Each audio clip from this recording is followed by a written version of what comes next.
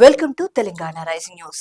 పీఆర్సీపై మాట నిలబెట్టుకుంటాం, రాబడి పెరిగితే మీ డిమాండ్లన్నీ నెరవేరుస్తాం. సీఎం నైనా రేవంత్ అన్న అని పిలిపించుకోవడమే ఇష్టమంటూ సీఎం రేవంత్ రెడ్డి గారు స్పష్టం చేశారు. మీ కృషితో మళ్లీ రెండవసారి అధికారంలోకి రాబోతున్నానంటూ వెల్లడించారు సీఎం రేవంత్ రెడ్డి గారు. ఉద్యోగులకు ఉచితంగా ₹1 ప్రమాద బీమా, ఎంఓయూపై సంతకాలు. ఉద్యోగులుగా మీరేం అడుగుతారో నాకు తెలుసు. కొత్త పీఆర్సీని అమలు చేస్తామని మేము ఇచ్చిన మాట నిలబెట్టుకుంటాం.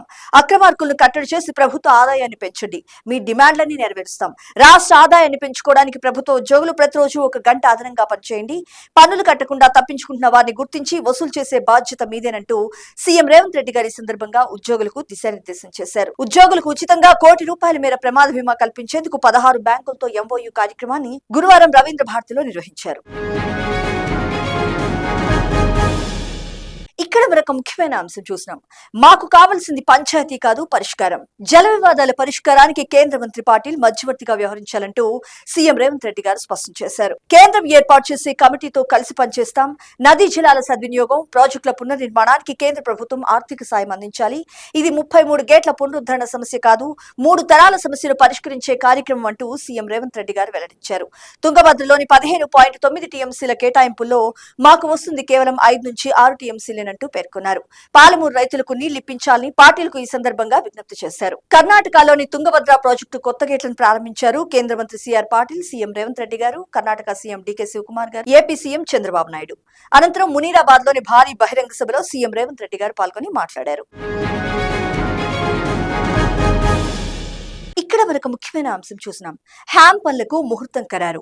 ఈ నెల 28న నల్గొండలో సీఎం రేవంత్ రెడ్డి గారి చేతుల మీదుగా శంకుస్థాపన. రాష్ట్రంలోని రోడ్లు భవనాల శాఖ ఆధ్వర్యంలో చేపట్టనున్న హైబ్రిడ్ యాన్యుటీ మోడల్ హ్యామ్ రహదారి పనులకు ముహూర్తం ఖరారైంది. నల్గొండలోని కనగల్ వ్యవసాయ మార్కెట్ వద్ద ఈ నెల 28న హ్యామ్ పనులకు సంబంధించిన పైలాన్ ను సీఎం రేవంత్ రెడ్డి గారు, రోడ్లు భవనాల శాఖ మంత్రి కోమటిరెడ్డి వెంకటరెడ్డి గారు ఆవిష్కరించనున్నారు. రాష్ట్రంలో మొత్తంగా 6092.37 కిలోమీటర్ల వద్ద 441 రోడ్లను 34 ప్యాకేజీల్లో 13,006.27 కోట్లతో హ్యామ్ పద్ధతిలో బలోపేతం చేయనున్నారు. ఇక్కడ మరొక ముఖ్యమైన అంశం చూసినాం. దేశీయ యువతకు సారీ చెప్పండి అంటూ కేంద్ర మంత్రి ధర్మేంద్ర ప్రధాన్ డిమాండ్ చేశారు కాంగ్రెస్ పార్టీ అగ్రనేత గౌరవశ్రీ రాహుల్ గాంధీ గారు. నీట్ పేపర్ లీక్ ఘటనకు నిరసనగా ఆందోళన చేసిన విద్యార్థులను టెర్రరిస్టులంటూ వివాదాస్పద వ్యాఖ్యలు చేసిన కేంద్ర మంత్రి ధర్మేంద్ర ప్రధాన్ పై లోక్సభ ప్రతిపక్ష నేత గౌరవశ్రీ రాహుల్ గాంధీ గారు తీవ్ర స్థాయిలో ఆగ్రహం వ్యక్తం చేశారు. దేశంలోని కోట్లాది మంది యువతకు వెంటనే బహిరంగంగా క్షమాపణ చెప్పాలంటూ డిమాండ్ చేశారు. తమ వైఫల్యాలకు బాధ్యత వహిస్తూ మంత్రి పదవి కూడా రాజీనామా చేయాలని డిమాండ్ చేశారు. ప్రభుత్వాన్ని ప్రశ్నించే ప్రతి ఒక్కరిని దేశద్రోహిగా ముద్ర వేయటమే బీజేపీ రాజకీయం అంటూ ఈ సందర్భంగా కాంగ్రెస్ పార్టీ అగ్రనేత గౌరవశ్రీ రాహుల్ గాంధీ గారు మండిపడ్డారు. అధికార అహంకారాన్ని తలకెక్కించుకున్న మోడీ ప్రభుత్వం ఇప్పుడు దేశ యువతను ఉగ్రవాదులనే స్థాయికి చేర్చింది. తమ హక్కుల కోసం, పారదర్శకమైన పరీక్షల నిర్వహణ కోసం, భవిష్యత్తు కోసం గళమెత్తుతున్న విద్యార్థులను ఏకంగా కేంద్ర విద్యా మంత్రి టెర్రరిస్టులని అంటున్నారు. ఎవరి వైఫల్యం వల్ల ఈ పేపర్ లీక్లు జరిగాయో, ఎవరి నిర్లక్ష్యం వల్ల 20 మంది విద్యార్థులు ప్రాణాలు కోల్పోయారో ఆ వ్యక్తే విద్యార్థులపై ఉగ్రవాదులనే ముద్ర వేస్తున్నారంటూ ధ్వజమెత్తారు. ఇక్కడ మరొక ముఖ్యమైన అంశం చూసినాం. కాంగ్రెస్ ఆదివాసీ బస్సు యాత్ర షురు. దేశంలోని ఎస్టీలకు నాడు మాజీ ప్రధాని, ఉక్కు మహిళ ఇందిరాగాంధీ గారు రిజర్వేషన్లు అమలు చేసి 50 ఏళ్లు పూర్తయిన సందర్భంగా కాంగ్రెస్ పార్టీ ఆదివాసీ ప్రజాప్రతినిధులు రాష్ట్ర వ్యాప్తంగా బస్సు యాత్రకు శ్రీకారం చుట్టారు.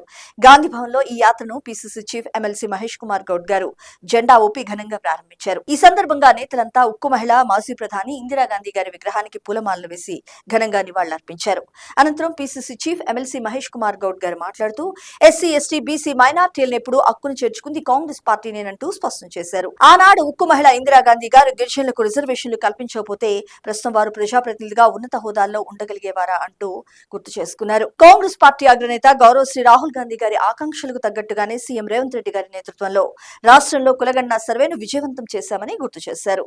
లంబాడీలు, గిరిజనుల సంక్షేమం కోసం తమ ప్రభుత్వం ఎప్పుడూ కట్టుబడి ఉంటుందంటూ పేర్కొన్నారు. ఇక్కడ మరొక ముఖ్యమైన అంశం చూసినాం.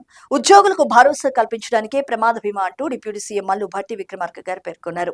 రాష్ట్ర ప్రభుత్వ ఉద్యోగులు, వారి కుటుంబాలకు భరోసా కల్పించాలనే ఆలోచనతోనే దేశంలో ఎక్కడా లేని విధంగా ప్రమాద బీమాను ఏర్పాటు చేశామని డిప్యూటీ సీఎం మల్లు భట్టి విక్రమార్క గారు స్పష్టం చేశారు.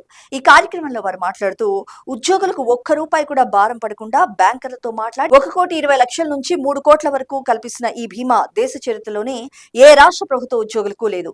కోట్లాది సాధించుకున్న తెలంగాణలో వనరులు కూడా పుష్కలంగా ఉండేవి నాడు. గత పాలకుల నాటి ప్రభుత్వ ఆర్థిక స్థితిని చిన్నాభిన్నం చేసి వ్యవస్థలను నాడు కుప్పకూలు చేశారంటూ నిప్పులు చెరిగారు. అనేక ఇబ్బందులున్నా కేసీఆర్ చేసిన అప్పులు చెల్లిస్తూనే నేడు ఉద్యోగులకు 1వ తేదీకి జీతాలిస్తున్నాం, ఉద్యోగులకు భరోసా కల్పిస్తున్నాం, బీమా కల్పిస్తున్నామంటూ స్పష్టం చేశారు.